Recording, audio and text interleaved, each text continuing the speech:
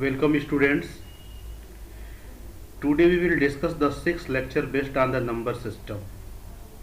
आज के पहले हम लोगों ने नंबर सिस्टम में जो भी पढ़ा, अभी तक हम लोग उन ऑपरेटर्स को इकट्ठा करने की कोशिश कर रहे थे जिसके सहारे नंबर सिस्टम को बहुत ही अच्छे ढंग से डील किया जाए या आगे की तरफ बढ़ा जाए। तो अभी तक हम लोगों ने सेट के बारे में, सबसेट के बारे में, काउंटेबिलिटी के बारे में, इनफाइनाइट टाइप के इन्फिनिटीज के बारे में, ट्रांसफाइनाइट नंबर्स के बारे में, अनकाउंटेबल सेट के बारे में हम लोगों ने बहुत ही अच्छे से डिस्कशन कर लिया है। इन सारे डिस्कशन के दौरान कैंटर अपने आप में एक बहुत बड़े मैथमेटिशियन के बतौर उभरे हैं। आज से हम लोग अपने नंबर सिस्टम का वो लेक्चर पढ़ेंगे जो एमएससी थर्ड सेमेस्टर जहाँ से शुरू होता है। तो सबसे पहले तो हम लोग ये जाने कि ये नंबर थ्योरी या नंबर सिस्टम यहाँ पे जो एमएससी में चलने जा रहा है इसका ओरिजिनल मतलब है क्या। बेसिकली कहा जाए तो number theory that branch of mathematics which deals with the properties of integers, more specifically if we can say that the properties of positive integers, means that the properties of a natural number. You know that the positive integer is also known as a natural number. The positive integers are man's first mathematical creation. ऐसा हमने अपने पहले lecture में BBC London का report दिखाया भी था और उसको पढ़ाया भी था। The first scientific approach to the study of integers that is true of the origin of theory of numbers is attributed due to the Greeks around 600 BC. अगर हम लोग बात करें तो जो भी है या 600 BC के आसपास पाइथागोरा, अरस्तु या जो भी लोग थे, इन लोगों ने जो है स्टार्ट किया था। ये सोफिस्ट लोग होते थे जहाँ से बेसिकली माना जाता है कि मैथमेटिक्स की फिलॉसफी ओरिजिनेट होती थी। इनको टीचर ऑफ वर्च्यू कहा जाता था। तो ऐसे लोग जैसे प्रोटागोरास थे, पाइथागोरा थे, अरस्तु थे। प्रोटागोरा सबसे पुराना था, उन्हीं लोगों के टाइम से ये सब चीज़ें स्टार्ट होती थी। फिर बाद में धीरे धीरे यूक्लिड आए, डायफेंसिस आए, पाइथागोरा आए, फर्मेट आए, आइलर आए, गास आए, गोल्डबैच आए, डिरिचलेट आए, रामानुजन आए। ये सब के सब आए और धीरे धीरे थ्योरी ऑफ नंबर में अपना कुछ न कुछ कंट्रीब्यूशन सभी लोग देकर गए। About the positive integers natural number हम लोग ऑलरेडी बोले थे कि क्रांकर साहब ने एक बहुत बड़ा स्टेटमेंट बोला था, God created the natural numbers that is the positive integers and rest is the work of the man. Number theory is an art enjoyable and pleasing to everybody. तो आज हम लोग सबसे पहला इसमें आर्टिकल पढ़ते हैं वेल ऑर्डरिंग प्रिंसिपल के बारे में, और हम लोग जानेंगे सबसे पहले कि वेल ऑर्डरिंग प्रिंसिपल होता क्या है। इसको शॉर्ट फॉर्म में हम अक्सर बोलेंगे WOP। तो जब भी हम क्लास में लेक्चर पढ़ाते रहेंगे तो वेल ऑर्डरिंग प्रिंसिपल को हम WOP बोलेंगे। तो आप समझते रहिएगा कि WOP means well ordering principle. कहता क्या है, every non-empty subset A of positive integers contains a least element that is the smallest element. आप ही सोचो, अगर कोई भी सेट हो, पॉजिटिव इंटीजर का सेट हो ना, और वो नॉन एम्प्टी हो, तो पक्का बता दोगे सबसे छोटा एलिमेंट कौन सा है। क्योंकि सेट कैसा है, पॉजिटिव इंटीजर का, तो अपने रियल लाइन पे निगेटिव डायरेक्शन में बढ़ेगा नहीं, तो तुरंत आप लोअर बाउंड बता देंगे। तो चाहे कोई भी नॉन एम्प्टी सबसेट हो पॉजिटिव इंटीजर का, या more precisely we can say that any set of positive integers must have the least element or the smallest element. कोई भी सेट अगर पॉजिटिव इंटीजर का है तो पक्का उसके पास लिस्ट एलिमेंट जरूर होगा। यहाँ पे वर्ड पॉजिटिव इंटीजर ज़्यादा इंपॉर्टेंट है। अदरवाइज कोई ये कह सकता है कि सर एक सेट है जो इंटीजर का है और निगेटिव भी ले लेगा, -2, -3, -5, कहेगा इसका सबसे छोटा वाला बताइए। तो हम यहाँ पे कंडीशन रखे हुए हैं कि पॉजिटिव इंटीजर का अगर कोई सेट है तो पक्का उसके पास लिस्ट एलिमेंट रहेगा। This is known as well ordering principle. और ये बहुत ही इंपॉर्टेंट प्रिंसिपल है। आगे चल के कोरोलरी, लेमा, थ्योरम्स जिनका भी प्रूव करना होगा हम इनकी हेल्प से कोशिश करेंगे करने का। इसके बाद आर्किमिडियन प्रॉपर्टी। आर्किमिडियन प्रॉपर्टी यह होती है कि जैसे सपोज कर लीजिए कि कोई भी दो पॉजिटिव इंटीजर ए और बी हैं। ट्राई करिए आप लोग आर्किमिडियन प्रॉपर्टी खुद से किसी बुक से पढ़िए, क्योंकि ये सारी चीज़ें रियल एनालिसिस की फंडामेंटल हैं। आप कई बार अलजेब्रा में, रियल में पढ़ चुके हैं बीएससी के दौरान, तो हम इसको ज़्यादा बार रिपीट नहीं करना चाहते। लेकिन एक बार बता देना आर्किमिडियन प्रॉपर्टी है क्या। For any two positive integer A and B there exist a positive integer n such that n a greater than equal to b, या दूसरी बात कहा जाए ना, दूसरे शब्दों में ऐसे समझिए, आर्किमिडियन प्रॉपर्टी होती क्या है। जैसे आपने रियल में अपसाइलन देखा है ना, अपसाइलन का एक बहुत बड़ा रोल होता था सीक्वेंस के कन्वर्जेंस में और अन्य चीज़ों में। चाहे दुनिया का कितना भी छोटा अपसाइलन आपको कोई दे दे, अक्सर आपने देखा होगा कि अपसाइलन ग्रेटर देन 0 लेते थे, और अपसाइलन में ज़्यादा इंटरेस्ट तब आता था जब अपसाइलन सबसे छोटा होता था। तो चाहे कोई भी अपसाइलन क्यों ना हो, आप जरूर एक ऐसा नेचुरल नंबर फाइंड आउट कर लेंगे ना इस नंबर सिस्टम में, आपको एक नेचुरल नंबर जरूर ऐसा मिल जाएगा कि 1/n की जो वैल्यू होगी वो उस अपसाइलन से भी छोटा होगा। Means that for a given any positive real number which is as small as possible, we can find out a natural number n such that 1/n is always less than epsilon। इससे फ़ायदा क्या होता है ना कि कोई भी अगर एप्सिलॉन आपसे दिया होगा तो आप उससे भी एक छोटा नंबर खुद से क्रिएट कर लेंगे। सच मायने में कहा जाए तो ये जो आर्किमिडियन प्रॉपर्टी है रियल एनालिसिस के लिए ब्रह्मास्त्र कहा जा सकता है। और पक्का चाहे कोई कितना भी छोटा एप्सिलॉन दे देगा, पक्का आप उसको एक n ढूंढ के जरूर दे दोगे कि 1/n इससे छोटा होगा। क्लियर। आप जानते हैं अगर यहाँ पे n की वैल्यू बढ़ाते जाओ तो ये पूरी क्वांटिटी हमेशा छोटी होती जाती है। ये बहुत छोटा है तो n की वैल्यू लाखों करोड़ों में कर देंगे तो वैल्यू बहुत छोटी हो जाएगी। तो इसकी बहुत बड़ी खूबसूरती यही है कि किसी भी दिए गए छोटे नंबर से भी छोटा नंबर फाइंड आउट करने में, सर्च आउट करने में हमारा काफ़ी मदद करता है। Clear. So this is the Archimedean property. और अगर स्टेटमेंट फॉर्म में कहना चाहते हैं तो आप ऐसे बोलिए, for any two positive integer, अगर आप कोई दो पॉजिटिव इंटीजर ले लेते हैं, एक का नाम ए रख दीजिए और एक का नाम बी रख दीजिए। For any two positive integer A and B there exist positive integer n, आपको हमेशा एक नेचुरल नंबर n मिल जाएगा सच दैट, और ये ऐसा मिलेगा कि जो na की वैल्यू होगी वो हमेशा greater than or equal to B मिलेगा। तो चाहे कोई भी दो पॉजिटिव इंटीजर आप ले लेंगे, हमेशा आपको एक नेचुरल नंबर ऐसा जरूर मिलेगा कि na की value greater than equal to B होगी।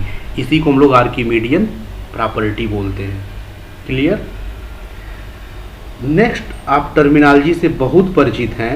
लास्ट क्लास में सेमेस्टर 1, सेमेस्टर 2 हमने अलजेब्रा में बहुत सारे प्रूफ इसी मेथड से किए हैं, मैथमेटिकल इंडक्शन मेथड से, तो इसके बारे में बताने की ज़रूरत है नहीं। सभी लोग जानते हैं कि अगर कोई mathematical statement n equal to 1 के लिए ट्रू हो जाए, ठीक, फिर हम लोग सपोज कर लें कि वो n इक्वल टू k के लिए ट्रू है, and if we are able to prove that it becomes true for n equal to k+1, then it is true for all. So it's mathematical induction. और दो तरह के mathematical induction होते हैं, इसको भी आप किसी भी टेक्स्ट बुक से खुद एक बार जरूर पढ़िए। पास्कल ट्रायंगल के बारे में आप लोग जानते हैं, अगर नहीं जानते होंगे तो हम नेक्स्ट क्लास में बता देंगे, आप ग्रुप में एक बार डिस्कस कर दीजिएगा, जो जानता होगा ग्रुप में ज़रूर बताएगा। पास्कल ट्रायंगल एक्चुअली आप लोगों को मिलेगा बाइनॉमियल थ्योरम के चैप्टर में, बेसिकली इंटरमीडिएट में। जब बाइनॉमियल थ्योरम नहीं बना था तो पास्कल a+b के पावर 5, a+b के पावर 6, a+b के पावर 7 इनका एक्सपेंशन करने के लिए अपने इस ट्रायंगल मेथड का प्रयोग किया करते थे, तो आप इसको जरूर देखेंगे। अब हम स्टार्ट करते हैं अपना न्यू टॉपिक, डिविजिबिलिटी थ्योरी। तो डिविजिबिलिटी थ्योरी होता क्या है, इसमें सबसे पहला हम लोग टर्म पढ़ेंगे डिवीजर्स क्या होते हैं। तो जब आप डिवीजर्स के बारे में जानने की कोशिश करेंगे तो देखिए डिवीजर कहते किसे हैं। कोई इंटीजर a नॉन जीरो होना चाहिए, ये कंडीशन है। कोई इंटीजर a जो नॉन जीरो हो, या ऐसे कह सकते हैं and non zero integer is called a divisor, या फैक्टर भी इसको कहेंगे ऑफ एन इंटीजर b। कोई नॉन जीरो इंटीजर किसी इंटीजर b का डिवाइजर होगा या फैक्टर होगा if there exists an integer q such that b equal to aq। अगर आपको कोई एक ऐसा इंटीजर क्यू मिल जाए ना कि बी को आप ऐसे लिख पाएँ ए इंटू क्यू के फॉर्म में, आप यहाँ से देख लो ए बी को डिवाइड किया होगा तो क्यू टाइम्स भाग गया होगा या डिवाइड हुआ होगा, इसीलिए इसको डिवाइजर बोल रहे हैं, ए बी का डिवाइजर है। दूसरी बात, ए को नॉन जीरो हम लोग कर दे रहे हैं क्योंकि जीरो से डिवाइड करने का कोई सेंस बनता नहीं है।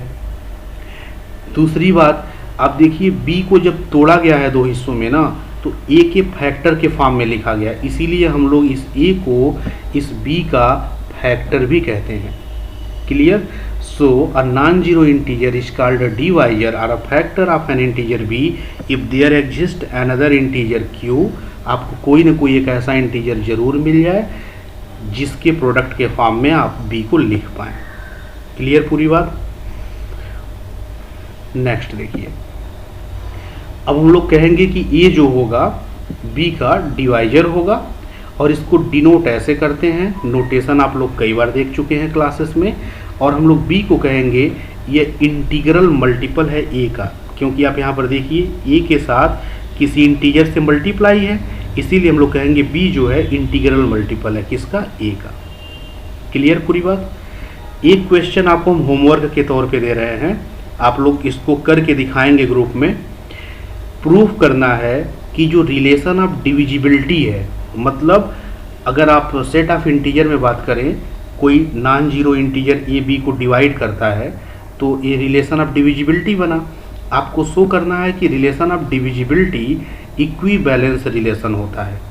आप सभी लोग जानते हैं इक्विवेलेंस रिलेशन, हम यहाँ पे दोबारा बताएंगे भी नहीं इक्विवेलेंस रिलेशन, तो आप लोग जानेंगे इक्विवेलेंस रिलेशन होता क्या है और फिर आप लोग ये शो करके दिखाएंगे कि डिविजिबिलिटी जो होता है वो इक्विवेलेंस रिलेशन बनाएगा सेट ऑफ इंटीजर में।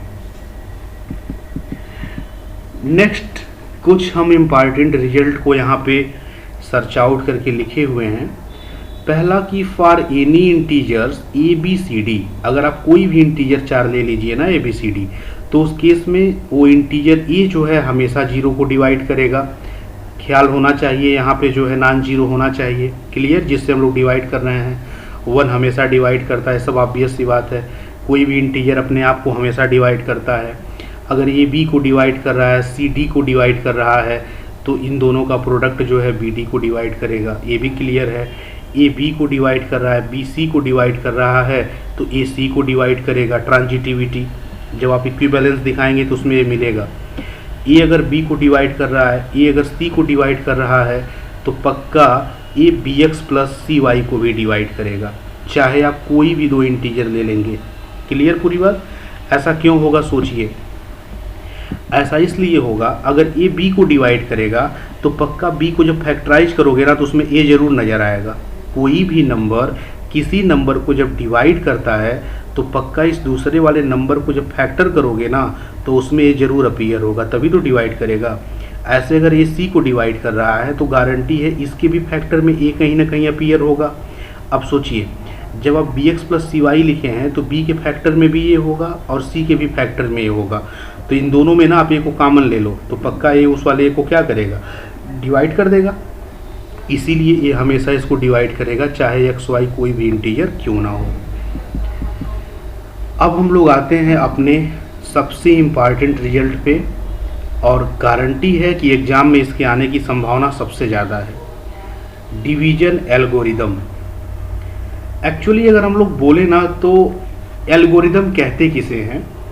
एल्गोरिदम का मतलब होता है कुछ ऐसे mathematical steps by which you can prove that something, कि कुछ अगर बताया जा रहा है तो उन बातों को हम कैसे प्रूव कर रहे हैं। तो एक तरह से मान लीजिए कि मैथमेटिकल प्रोसीजर है स्टेप वाइज, कैसे हम लोग इस बात को सही बोल पा रहे हैं।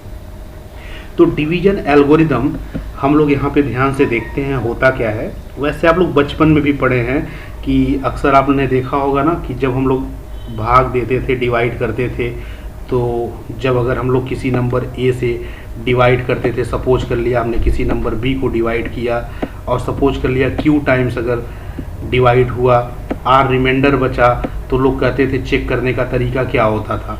आपने देखा होगा कि चेक हम लोग इसको कैसे करते थे। जब चेक करना होता था तो हम लोग कहते थे आपका ये जो बी है जिसको आपने डिवाइड किया है, इसको अगर इसकी वैल्यू एक्चुअली ए क्यू और प्लस आर होगा, ठीक है। और इसी से हम लोग अपना जो है चेक करते थे कि हमारा दिया हुआ डिवीजन सही है या गलत है। अब यहाँ पे रिमाइंडर 0 भी हो सकता है अगर ये पूरा पूरा कट जाए तो, या रिमाइंडर जो भी होगा वो ये से छोटा होता था।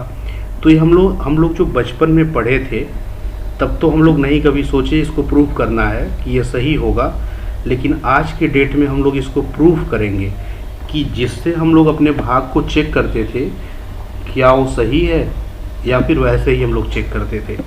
तो आज हम लोग इसका पूरा प्रूफ पढ़ेंगे कि कैसे हम लोग इसको चेक करते हैं। तो पहले हम लोग डिवीजन एल्गोरिदम का स्टेटमेंट देखते हैं। इसका जब आएगा एग्जाम में तो आएगा state and prove division algorithm theorem. If A is any integer, इस बात पे ध्यान देंगे आप, ए कैसा इंटीजर है, कोई भी इंटीजर है, and B is positive integer, ठीक है। आप जिससे डिवाइड करोगे ना वो पॉजिटिव होगा और जिसको डिवाइड करोगे वो कोई इंटीजर होगा। क्लियर। तो अगर ए कोई इंटीजर है और बी पॉजिटिव इंटीजर है तो पक्का हमेशा there exist two unique integers q and r, आपको हमेशा दो यूनिक इंटीजर q और r मिलेंगे कि आप a को qb प्लस r के फॉर्म में लिख सकते हैं। क्लियर। आप a को डिवाइड कर रहे हैं b के द्वारा, तो जिससे डिवाइड करेंगे वो पॉजिटिव होता है और जिसमें डिवाइड करेंगे वो कोई इंटीजर हो सकता है, पॉजिटिव, निगेटिव, जीरो, कुछ भी हो सकता है। क्लियर पूरी बात। तो आप हमेशा ऐसे लिखेंगे a equal to QB plus R। दूसरी बात, जब आप b से डिवाइड कर रहे हो a को ना, तो या तो b a को पूरा पूरा डिवाइड करेगा तब तो रिमाइंडर आपका 0 हो जाएगा, नहीं तो अगर रिमाइंडर बचेगा तो गारंटी जिससे डिवाइड करते हैं रिमाइंडर हमेशा उससे क्या बचता है, स्ट्रिक्टली कम बचता है। इतना बच नहीं सकता, नहीं तो दोबारा भाग चला जाएगा। क्लियर पूरी बात। तो ये आपका स्टेटमेंट है। स्टेटमेंट एक बार और हम रिपीट करते हैं कि अगर a कोई इंटीजर है, b पॉजिटिव इंटीजर है, then there exist two unique को, यह यूनिक को वाली बात भी इम्पॉर्टेंट है कि आपको हमेशा जो दो इंटीजर q और r मिलेंगे ना, कोसेंट और रिमाइंडर, ये हमेशा यूनिक मिलेंगे। आपको हमेशा दो यूनिक इंटीजर मिलेगा, सच दैट ऐसा होगा। तो पहले तो हम लोग ये प्रूव करेंगे इसके एग्जिस्टेंस के बारे में कि ये एग्जिस्ट करेगा। फिर जब ये प्रूव कर लेंगे तो हम दिखाएंगे ये जो आपको q और r मिला है ना, वो कैसा मिला है, यूनिक को मिला है। चलिए इसके प्रूफ के बारे में आते हैं। अब इसका प्रूफ ध्यान से देखिए। यहाँ पर पहला काम, हमने एक सेट कंसीडर किया यस, और इस सेट में मेंबर कैसे लिखा, a minus X B type का। और ये जो भी नंबर लिखा ना इसमें, आप x को बदलते जाओ। कहाँ से बदलते जाइए, इस इंटीजर के सेट से। इस इंटीजर से आप अलग अलग इंटीजर लेते जाइए, यहाँ पे डिफरेंट डिफरेंट मेंबर बनते जाएंगे। क्लियर है पूरी बात। मतलब एक जो सेट है ना, एक इनफाइनाइट सेट है, काउंटेबल सेट है, क्योंकि सेट ऑफ इंटीजर काउंटेबल होता है। तो a माइनस एक्स बी जो है, आप इस टाइप के एलिमेंट लीजिए जो नॉन निगेटिव हैं। नॉन निगेटिव और पॉजिटिव में क्या अंतर होता है, नॉन निगेटिव में 0 भी शामिल होता है और पॉजिटिव में केवल पॉजिटिव होते हैं।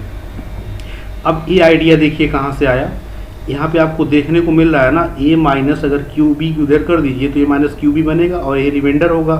तो कहने का मतलब हम कुछ रिमाइंडर पे ही काम करने जा रहे हैं। तो हम ऐसा कलेक्शन ले रहे हैं a minus X B type का, जो यहाँ x की ऐसी वैल्यू चूज कर रहे हैं ना इंटीजर से कि ये हमेशा क्या बना रहे, पॉजिटिव बना रहे, या बहुत बनना हो तो 0 बन जाए।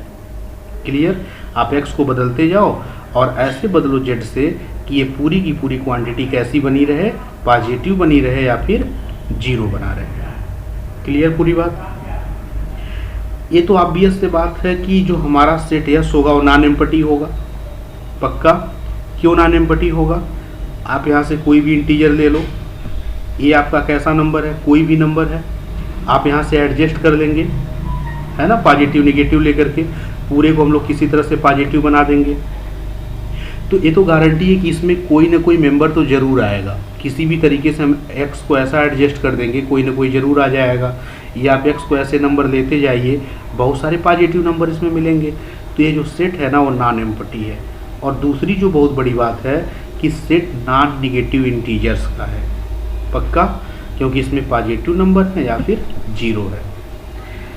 अब आप स्टार्टिंग में भी हमने जो वेल ऑर्डरिंग प्रिंसिपल आपको पढ़ा रखा है ना, उसके बारे में ज़रा सा सोचिए। तो ये तो ऑब्वियस सी बात है कि सेट एस में जीरो कंटेन करेगा और पॉजिटिव इंटीजर कंटेन करेंगे।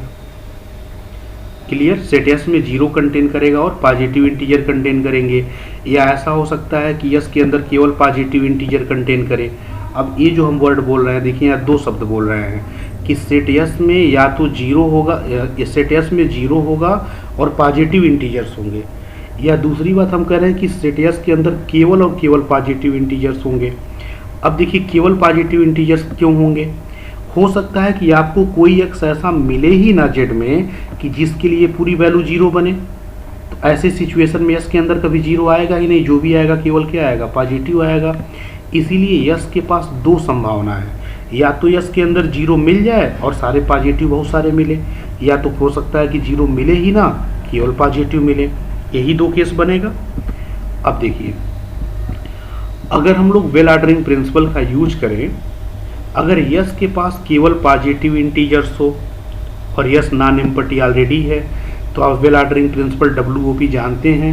Bye WOP it must contain a least element. अभी आपने पढ़ा है, every non empty subset of a positive integer must contain the least element or the smallest element. By using that yes positive integers का collection है, तो WOP कहता है इसके पास पक्का लिस्ट एलिमेंट होगा। क्लियर है पूरी बात? तो देखिए, अगर केवल पॉजिटिव इंटीजर रखेगा तो WOP कहता है पक्का इसके पास लिस्ट एलिमेंट होगा। चलो दूसरे केस में मान लेते हैं कि यस के पास अगर जीरो भी है और पॉजिटिव इंटीजर भी है, तो ऐसे सिचुएशन में लिस्ट एलिमेंट कौन होगा? जीरो ही होगा ना, क्योंकि जो भी पॉजिटिव इंटीजर होगा वो जीरो से बड़े होते हैं।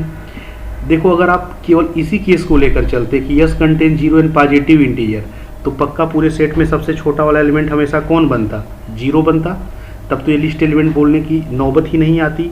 लेकिन हो सकता है कि सेट यस के अंदर जीरो हो ही ना, केवल पॉजिटिव इंटीजर हो, तो इस केस में आपको वेल ऑर्डरिंग प्रिंसिपल इस बात की गारंटी देता है कि पक्का सेट के पास लिस्ट एलिमेंट जरूर होगा। क्लियर पूरी बात? तो अगर यस केवल पॉजिटिव इंटीजर को कंटेन करता है, तो WOP के अनुसार पक्का इसके पास लिस्ट एलिमेंट मिलेगा।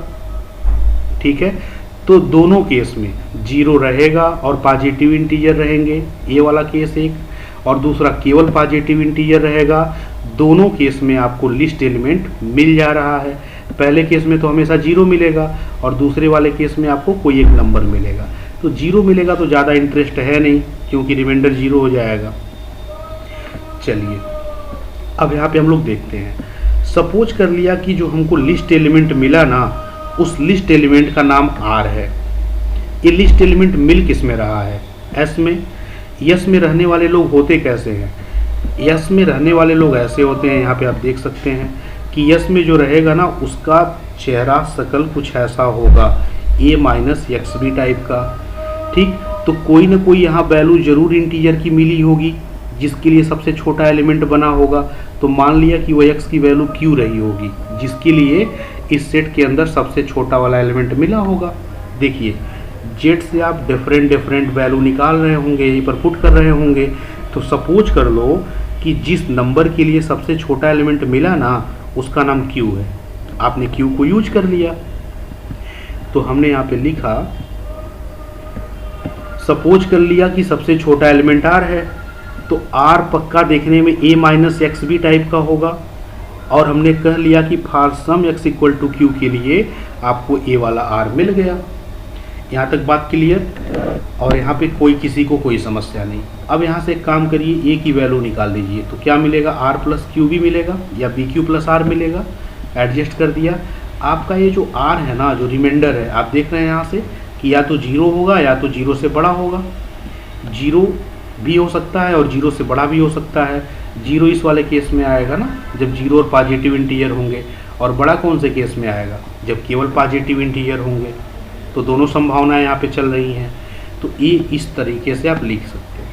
अब देखिए ज़रा, हमें जो थ्योरम प्रूव करना है ना, उस थ्योरम का एक हिस्सा आपने दिखा दिया है कि R greater than equal to zero होगा। एक हिस्सा मतलब समझिए, यहाँ देखिए लिखा हुआ है कि R जो है greater than equal to zero होगा। आपने इतनी बात प्रूफ कर दी है। अब दूसरी बात क्या प्रूफ करनी है? दूसरी बात ये प्रूफ करनी है कि आर जो है बी से छोटा होगा। अब इसी के लिए हम आगे अपना प्रूफ बढ़ाएंगे। तो यहाँ पे हम लिख रहे हैं now we shall show that if R zero नहीं होगा, अगर आर जीरो नहीं होगा, है ना, तभी तो हम बात करेंगे कि ये बी से क्या होगा। तो हमें ये प्रूफ करना होगा कि आर बी से छोटा होगा। जीरो हो जाएगा तो मामला ही ख़त्म, तब तो सीधे सीधे जो है जीरो बना दोगे तो पक्का है डिवाइड कर देगा। तो अगर आर जीरो नहीं होगा तो हमें प्रूफ करना है कि आर बी से छोटा होगा। क्लियर पूरी बात। अब हम इसको प्रूफ करने जा रहे हैं कंट्राडिक्शन मेथड से। तो हम कैसे मान रहे हैं, इफ पॉसिबल, अगर संभव हो तो सपोज कर लो कि आर बी से छोटा नहीं होगा। प्रूफ क्या करना है, आर बी से छोटा होगा। अब मान लो इसका उल्टा कि आर बी से छोटा नहीं होगा। जब आर बी से छोटा नहीं होगा तो इसका उल्टा क्या होगा, आर या तो बी से बड़ा होगा या तो आर बी के बराबर होगा। अब यहाँ से देखिए, अगर बी को इधर ट्रांसफ़र कर दिया जाए तो आर माइनस बी क्या होगा, greater than equal to zero होगा। पक्का यहाँ तक। आर की वैल्यू अब यहाँ पे आप पुट कर दीजिए। देखिए हमने किया गया यहाँ पर, ये जो लिखा है ना आर की वैल्यू आपको यहाँ से कितनी दिख रही है, ए माइनस क्यू बी। तो यही वाली वैल्यू हम यहाँ पे पुट करने जा रहे हैं। तो जब हम यहाँ पर पुट कर देंगे तो बन जाएगा a minus q b minus b a greater than equal to zero. अब यहाँ पर देखिए इसी बात को हम ऐसे लिख सकते हैं, ए माइनस बी कामन ले लीजिए तो बन जाएगा Q plus one into B. अब ध्यान से ज़रा देखिए, ये जो पूरी वैल्यू है ना, पहली बात तो greater than equal to zero है, दूसरी बात इसका शकल ऐसा देखने में लग रहा है। इस पूरे को अगर आप x मानो, क्योंकि q इंटीजर है और इंटीजर में 1 जोड़ोगे तो फिर इंटीजर होगा, तो एक कोई आपका एक इंटीजर है मतलब x जैसा है। तो पूरे का शकल देखिए कैसा लग रहा है, a minus X B type का। और दूसरी बात देखिए, ये greater than equal to zero है, तो जो number a minus X B type का होगा साथ में greater than equal to zero होगा। आप सोचिए कि जो आपने यहाँ पे कलेक्शन ले रखा है ना इसके जस्ट पहले, बिल्कुल ऐसा ही होगा, ए माइनस एक्स बी टाइप का। तो किस में होगा, यस में। इसीलिए यहाँ पे हमने जो लिख रखा है, ये जो वैल्यू यहाँ पे लिखा है, ये किसके अंदर चला जाएगा, यस का मेंबर बन जाएगा, चूँकि ये ए माइनस एक्स बी टाइप का है। अब यहाँ पर देखिए, जब ये यस का मेंबर बन गया ये पूरा का पूरा ऊपर वाला, तो अब देखिए ये पूरी वैल्यू कितनी है, आर, और ये वाली वैल्यू क्या है, बी। तो आर माइनस बी हो गया। ये पूरा का पूरा क्या लिखा हुआ है, आर माइनस बी लिखा है ना, तो आर माइनस बी ये लिखा है, ध्यान दीजिएगा। और ये किसका मेंबर है, यस में। दूसरी बात, आप जब बी को लिखे हैं ना तो थ्योरम का स्टेटमेंट देखिए, उसमें आप लिखे हैं कि बी जो है पॉजिटिव इंटीजर है। अगर बी पॉजिटिव इंटीजर है तो आर में से कोई भी पॉजिटिव नंबर अगर आप घटाएंगे ना तो गारंटी स्मॉल आर से छोटा हो, इस वाले आर से छोटा होगा। किसी नंबर में से पॉजिटिव क्वांटिटी अगर आप कुछ माइनस कर दोगे तो गारंटी अब अपने से छोटा हो जाएगा। क्लियर। देखिए यहाँ पे अगर बी निगेटिव होता ना तो हो सकता था कि निगेटिव निगेटिव पॉजिटिव बन के आर से बड़ा हो जाता, लेकिन बड़ा अच्छा है कि थ्योरम के स्टेटमेंट में कह दिया था कि बी क्या है, पॉजिटिव है। और अगर बी पॉजिटिव है तो आर में से जब पॉजिटिव को माइनस करोगे तो आर से छोटा हो जाएगा। अब ध्यान से यहाँ पर देखिए, पहली बात, ये पूरी क्वांटिटी यस में है। ये पूरी क्वांटिटी देखने में आपको लग रही है क्या लिखा है, ये आर लिखा है और ये बी लिखा है, मतलब ये भी पूरा आर माइनस बी लिखा है। तो आर माइनस बी यस में है। और दूसरी बात, आर माइनस बी आर से भी क्या है, छोटा है। अभी अभी हमने कहा था कि यस के अंदर जो लिस्ट एलिमेंट है ना उसका नाम क्या है, आर है। यहाँ पे अभी आपने जंक्शन में देखा था WOP के द्वारा, हमने कहा था must contain a least element, और नाम क्या रखा था उसका, आर। और हमने कह दिया था यही सबसे छोटा एलिमेंट है। आप यहाँ पर देखिए क्या मिल रहा है, यहाँ पर ये मिल रहा है कि आर से भी छोटा कोई ऐसा एलिमेंट है और वो भी यस में है। ये तो इस बात को कंट्राडिक्ट कर दिया ना कि ये आर जो है सबसे छोटा एलिमेंट है यस का, क्योंकि आर माइनस बी दूसरा मिल गया जो आर से भी छोटा है और वो भी यस में है। इसका मतलब इस बात का कंट्राडिक्शन हो गया जो हमारा WOP क्लेम किया था। इसीलिए हमारा ये जो सपोजिशन है कि आर बी से छोटा नहीं होगा, एक गलत है, और इसका मतलब आर बी से छोटा पक्का होगा। अब देखिए, आधा हिस्सा आपने यहाँ पे प्रूव किया था कि R greater than equal to zero होगा, और आधा हिस्सा आपने ये प्रूव कर दिया आर बी से छोटा होगा। तो इस तरह से हमने इसके एग्जिस्टेंस को प्रूव कर दिया। 10 we get equal to Q B plus R, और आर की वैल्यू 0 या 0 से बड़ी होगी और बी से क्या होगी, छोटी होगी। क्लियर है पूरी बात। अब इस थ्योरम का एक छोटा सा हिस्सा बचा है, यूनिकनेस। आपको ये बताना होगा कि जो क्यू और आर मिल रहे हैं ना, दो इंटीजर, वो यूनिक होंगे। अब यूनिक दिखाने के लिए क्या करेंगे, मान लेंगे यूनिक नहीं होगा, एक से ज़्यादा होगा, तो मान के चलेंगे और भी कोई होगा, फिर दिखा देंगे अरे नहीं जो हमने दूसरा माना था वही वाला तो भी है। तो सपोज क्या करेंगे, अगर संभव हो तो हम ऐसा मान लेते हैं कि Q1 और R1 कोई दूसरे दो इंटीजर हैं, such that A equal to Q1 plus B plus R1, और इस तरह की कंडीशन को होल्ड करता है। मतलब जब आप B से A को डिवाइड कर रहे हो ना, तो उस केस में दूसरा भी मान लीजिए कोसेंट और रिमाइंडर मिल सकता है। ऐसा कभी होता नहीं है, एक पर डिवाइड करने पर कोसेंट और रिमाइंडर क्या होते हैं, सेम होते हैं, यूनिक होते हैं। यही तो प्रूव करना है। तो हमने मान लिया कि नहीं दो होता है, Q और R तो मिला ही था, Q1 और R1 भी होता है, इसको फॉलो करेगा। अब देखिए ए वैल्यू भी इसी के इक्वल है, और इसके पहले जो आपको मिला था ए इक्वल टू, यहाँ पर ये भी जो है क्यू बी प्लस आर के इक्वल है, तो क्यू बी प्लस आर भी ए के इक्वल है, और Q1 B प्लस R1 ये भी ए के इक्वल है। तो आप यहाँ से दोनों को आपस में इक्वल बना दीजिए, इक्वेट कर दीजिए। इक्वेट करने के बाद एक काम करते हैं कि R1 को इधर ट्रांसफ़र कर देते हैं और BQ को इधर ट्रांसफ़र कर देते हैं, ए बन गया। अब यहाँ पर ध्यान से देखिए, Q1 कोई इंटीजर है और Q भी कोई इंटीजर है पक्का, R कोई इंटीजर है और R1 भी कोई इंटीजर है, दोनों का डिफरेंस कोई एक इंटीजर आएगा, R माइनस R1 का डिफरेंस पक्का एक इंटीजर आएगा, और Q1 माइनस Q का भी डिफरेंस एक इंटीजर आएगा। लिखा गया है कि A जो है B इंटू समथिंग, इसका मतलब B जो है इसको डिवाइड कर रहा है इधर जो भी इंटीजर है, क्योंकि जब इसको डिवाइड करेगा तभी तो इतने बार टेबल पढ़ने पर जो है आ रहा होगा इतना।